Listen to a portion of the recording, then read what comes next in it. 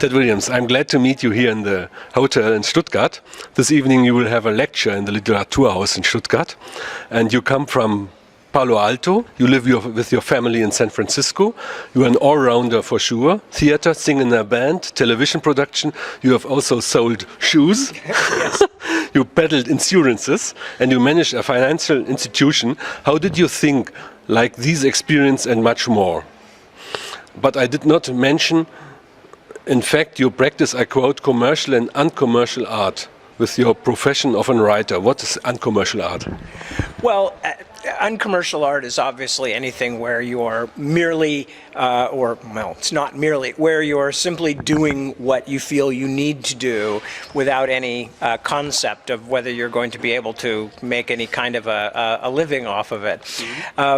One becomes a little less free when one becomes a parent and a householder and things like that. So I'm afraid largely almost all my art, even the things that I most prize, now have a slightly commercial edge to them because, you know, I have to make a living. But I try never to let that be the first source of what I do or how I do it. Yes.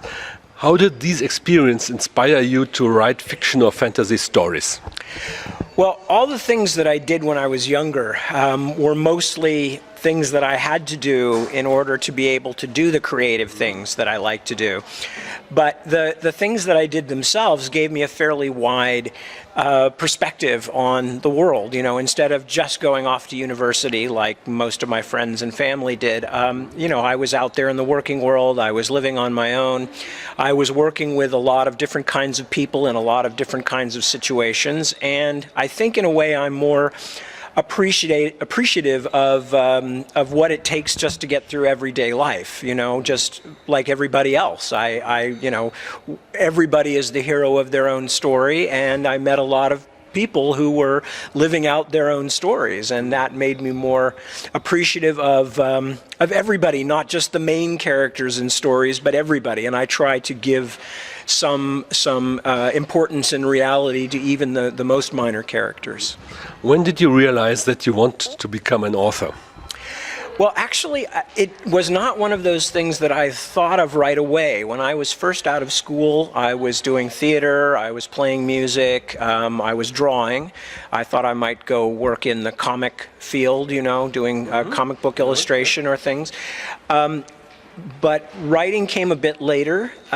In retrospect, looking back, it's now obvious because I come from a family of a book-loving family, and most of the most important things to me when I was young came from books. So it's not surprising, but I didn't set out to be a writer. It was one of the creative paths that I was exploring. And to be quite honest, it was the first one that offered me a chance to make a living. And so that kind of helped to narrow the field of what I was going to concentrate on. If I had been offered a record contract, maybe I would have done that instead. But as I said, in retrospect, writing became a very obvious fit for me because I'm somebody who likes to spend a lot of time thinking and, you know, mulling things over, and I like privacy as well as the social side. So you are one of the most successful writers of fantasy and fiction stories. Otherland and Shadow March are two of your latest novels. Where did you get the ideas of your novels from? Well, almost every book starts out as maybe one or two or three small ideas, and then they kind of go into the mix, and I wait. And if they last, if they survive for a while, they begin to agglomerate with other ideas. You know, they begin to become something more than the sum of its parts. And so with the Otherland books, I was originally thinking about a lot of different things about the future of communication and about what is it that will still make us human when we are living in a largely unnatural environment, as we are more and more these days. You know, most of our contact with other people is now mediated by computers or things like that. And recorded by everyone. Exactly, and recorded and viewed by people maybe we don't even know. So I was thinking of some of those ideas, and then I heard an interview about a very well-known book called A River Runs Through It, and the author was talking about rivers as a metaphor. and I began to think about a river as a literal metaphor. It wasn't a real river, but it was a metaphorical river, and how it could connect different places together in a metaphorical or virtual landscape. And then that all kind of combined. Shadow March was an attempt to write a certain kind of fantasy novel, and where I wanted to explore family and how important a cauldron of our adulthood and our personhood, I guess, that family is, and the way that it reaches all through our lives and through generations. By reading your biography, I got the impression that you love photos very much. In fact, photos reproduce reality. What is it you like so much about photography and photos?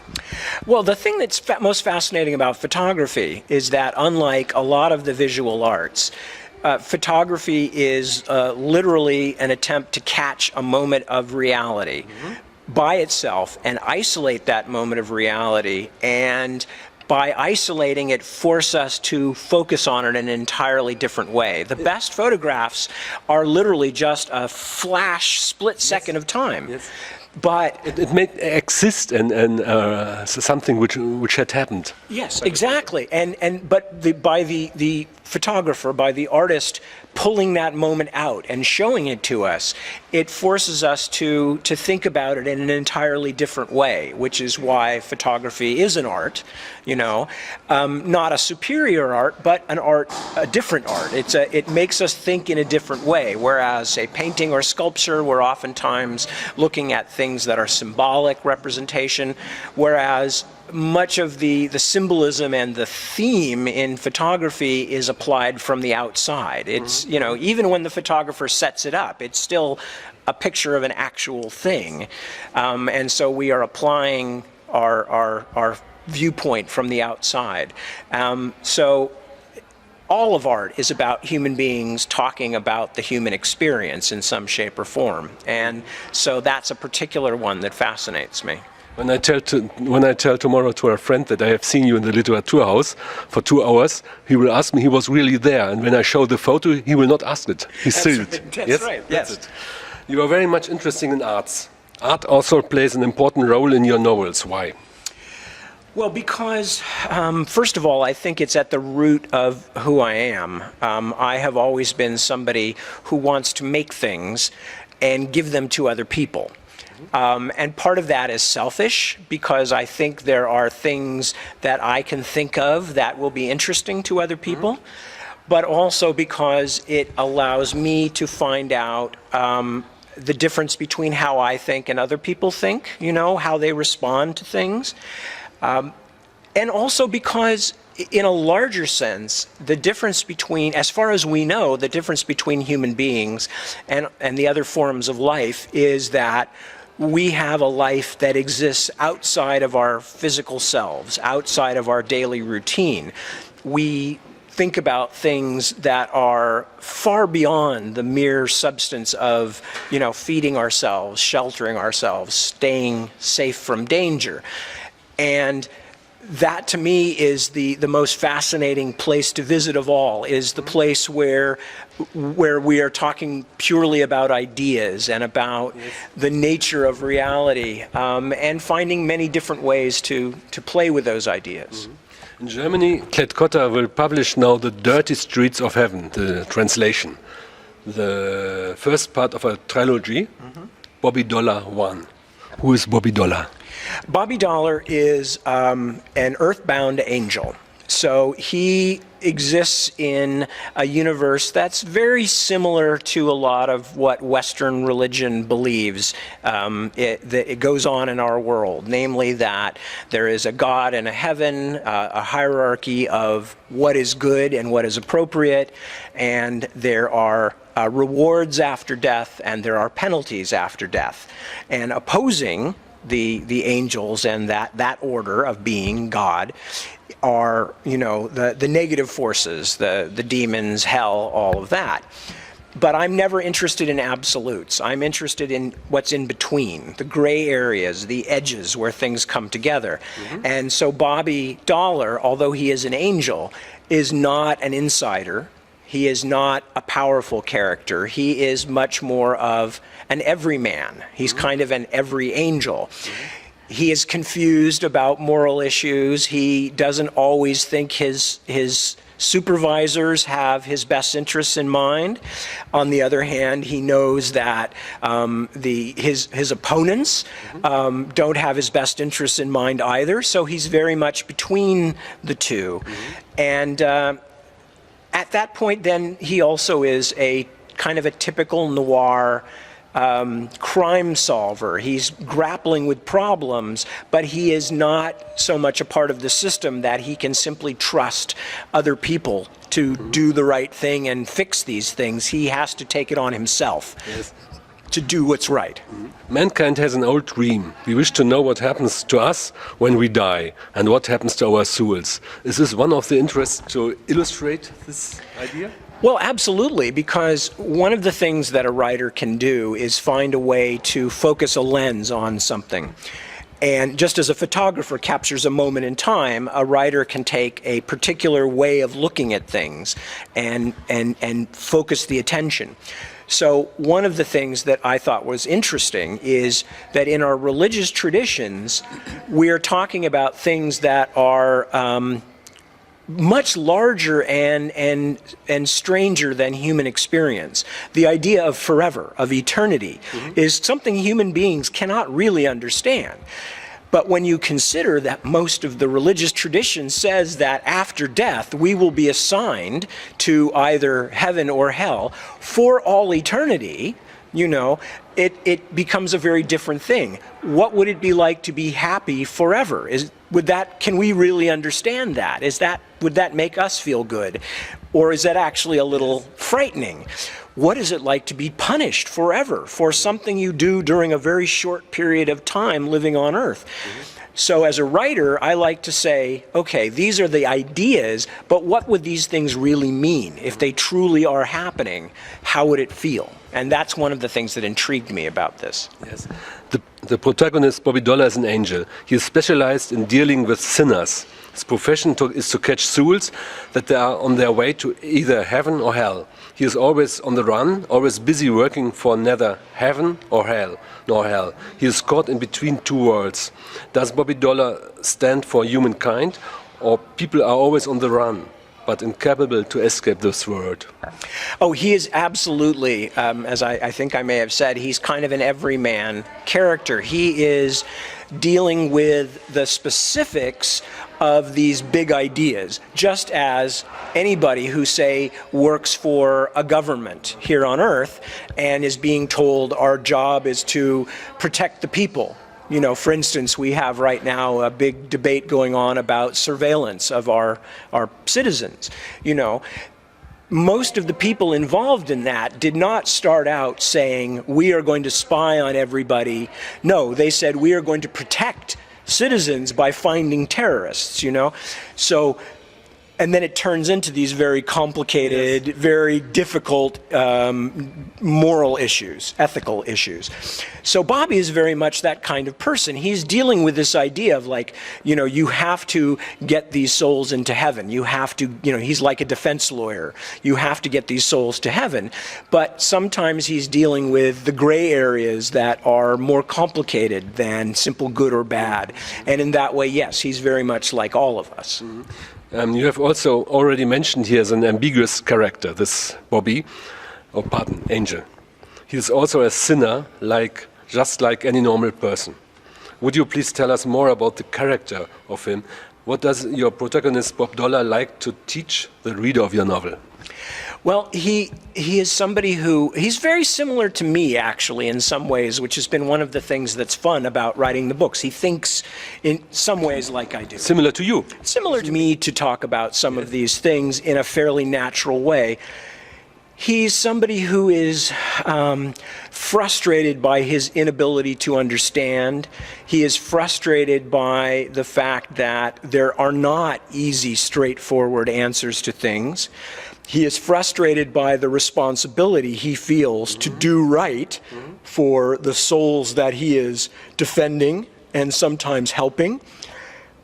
but he is limited by the system, as we all are, in which he operates, you know. It's a bit like in our professional lives that you cannot do everything what you want to do, isn't it? Absolutely, yes. And from the point of view of the character, he's troubled by that. And because he's troubled, he does foolish things sometimes, you know. He finds ways to live with these contradictions, like we all do. That sometimes means he breaks some rules, others he ignores. He worries that he will get into trouble for doing this, for cutting corners or whatever. But primarily, he is all of us in the sense that, or most of us, in that he is trying with incomplete information to be good, yes, to do good for others. Mm-hmm. Afterlife is much more complicated than the reader first thinks, isn't it so? Afterlife isn't only a matter of white and black. Heaven or hell, there are shades in between, isn't so? Absolutely. And for me personally, those are always the most interesting places for anything. If you look at evolution, you know, biological evolution, most of the interesting things happen where two systems come up against each other and adaptation takes place and change. Mm-hmm. And the same is true in politics, the same is true in just day-to-day life, that it's the interactions, it's the overlap, it's the place where one system hits another and they can't both continue the same way and they have to change to be able to coexist. Mm-hmm. That's what interests me. The gray areas, the edges, the between spaces. So yes, absolutely, that's a big part of what makes Bobby Dollar's world interesting to me. Another character of your novel is Clarence. Mm-hmm. The difficulties and conflicts start with him. He asks too much. Who is Clarence? Clarence is a young angel, or at least a new angel, who is dropped on Bobby and his more cynical friends, and is a subject of some debate as to whether he's kind of what we would call in English the company stooge. You know, he's the informer. Not very experienced. Yeah, but he's also, you know, they don't know if he's working for their bosses secretly or who he is, but he's also an outsider himself who's new, and he still has more simple ideas about things. So he's running up against these more experienced angels who are saying to him, it doesn't work that way, trust us, we're the ones on the ground. You know, they're the kind of cynical... He's not yet independent. No, he has not had this chance to build up this more complicated response to the real world. And there's a countess with a cold hand, isn't so? She is very pretty, but not a real help for Bobby. Well, yeah, she is, again, because I'm so interested in the gray areas, just as there are many angels in this book who are complicated and who are troubled, there are people from hell, demons, or whatever you want to call them, who are themselves complicated. They are not all black or all negative. They are complicated souls themselves. And because like in say an espionage novel, Bobby doesn't entirely trust his own side, he begins to think maybe there are some people on the other side who might be at least a little trustworthy and help him to learn more about these situations he's in. And the Countess is one of those who he first encounters as an enemy, but then begins to realize she's more complicated than that. How did you perceive your idea to the dirty streets of heaven? If you had to describe the meaning of your novel by using only one sentence, how would you describe the novel? Or did you need more than one sentence, and why? Most of my books have two basic things going on. I try to write a story that is purely and simply in and of itself an exciting story that someone could read just for fun. I always think that's part of what I do with the kind of fiction that I write, to write an entertaining story. But because I'm writing the kind of book I would want to read, there are always ideas. There are bigger ideas. And these are wrapped into the story so that I don't lecture. I don't tell people, now listen to me, I'll tell you how things are.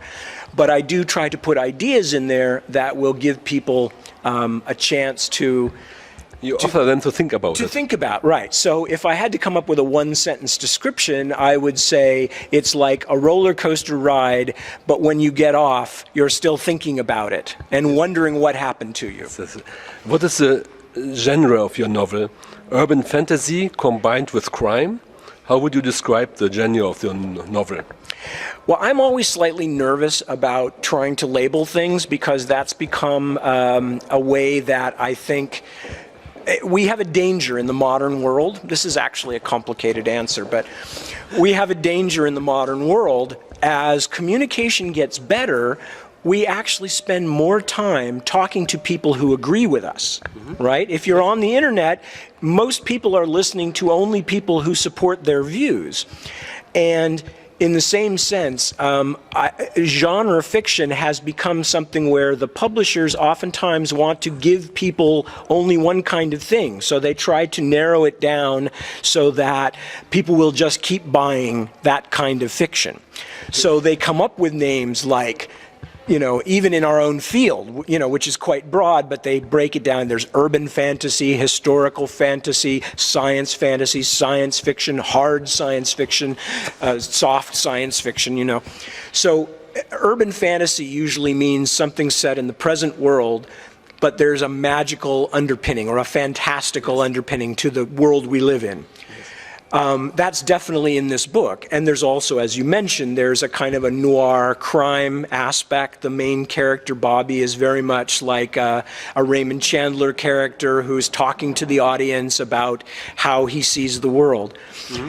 But I also hope that the appeal is broader than just those genres, that people who like a good story and like interesting characters and interesting ideas, even if they don't normally read urban fantasy or crime fiction, will be able to try it. I hate to think that people only read the same things because I am very broad. I like everything. Now I think your book is the real life plus the fantasy, isn't it so? And that's what I try. And therefore, I think also that the social networks are not so good because you can also get relations with people which are already connected. You cannot get connected with people who are not in the social network. That's my fundamental critics to Facebook and to all these. I agree, and anybody who knows me knows that when I'm on, say, Facebook, I have a lot of friends on Facebook who are politically very different from me. And I value that. I want to hear other points of view. I already know how I think. But what I don't know is why people think differently, you know? And it's easy to only find the really bad, stupid examples of people who think differently. But it's good to find the intelligent, thoughtful people who disagree with you so you can really evaluate your own beliefs. Mm-hmm.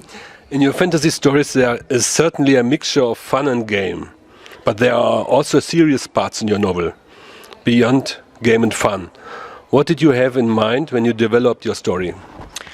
Well, again, with this one, I was thinking about the fact that we deal a lot in absolutes. We like to create absolutes to tell ourselves what the different extremes of things are, you know, that, as I said, black and white, off and on, you know, good, bad, heaven, hell. But what I'm really interested in is how those things apply in reality, where the issues are much more complicated.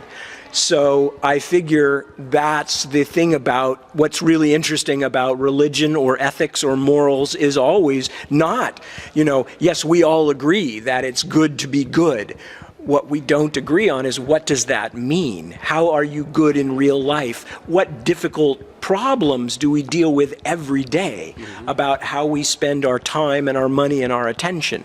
Those are the things that really interest me, and I tried to make that part of the book so that even though it uses the ideas of religion for fun and excitement, with Bobby having to fight with demons, and in the second book he goes to hell, and you know, all these kinds of things, but to combine that with the difficulty of really solving the difficult problems, you know, really living in the real world.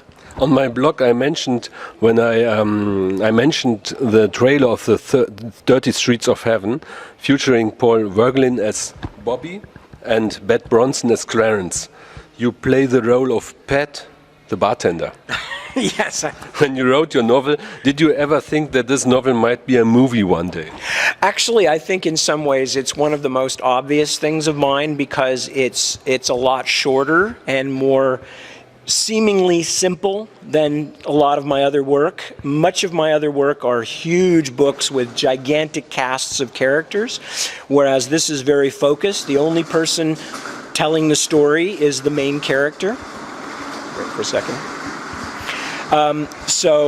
Yeah, actually, I'd love to see this get made into a movie because it has all of the fun things that would make a good movie, but I think the ideas are interesting enough for people to see this and then walk out from a movie theater and maybe have a conversation about, well, what do you really think happens after you die, or, you know, things like that. Yes. Why did you write novels? Do you wish to entertain? I think The Dirty Streets of Heaven is a humoristic, but the story has also a deeper meaning. Would you please precise the tension that you had in your mind? There never with me is there ever any single idea. It's always a combination of things, and the more involved I become with the story, the more that it will become more like me, and therefore all the things that interest me will begin to come into the stories, you know? So there's never a single simple thing. I wanted to talk about religious ideas and moral ideas, but I also wanted to have an interesting look into how could heaven be real? What would it be like? What would it be like for angels and demons to struggle for human souls? How would they think about it? You know, what would their approach be? So all of those things, I try to take fantastical things and make them real so that we can look at them and look at the ideas. Why did you choose a first-person narrative which doesn't consider the point of view of the other characters? There's only Bobby and his perspective, is this right? Yes. Part of it was because I realized early on that I wanted it to have this kind of noir feeling, like a Raymond Chandler novel, where the main character is this sort of flawed guy who has to believe that he can make the right decisions because the big answers are not sufficient.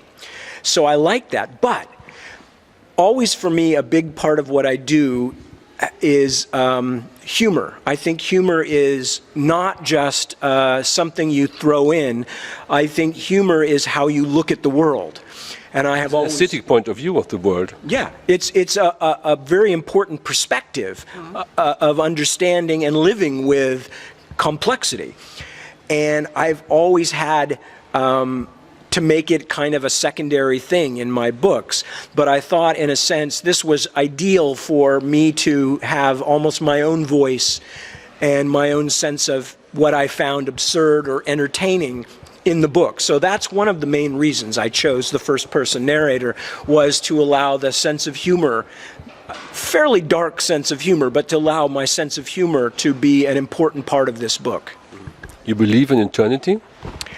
I believe in eternity in the sense of things that never end, because ultimately somewhere either this universe goes on forever or something outside of the universe goes on forever or something outside of that goes on forever.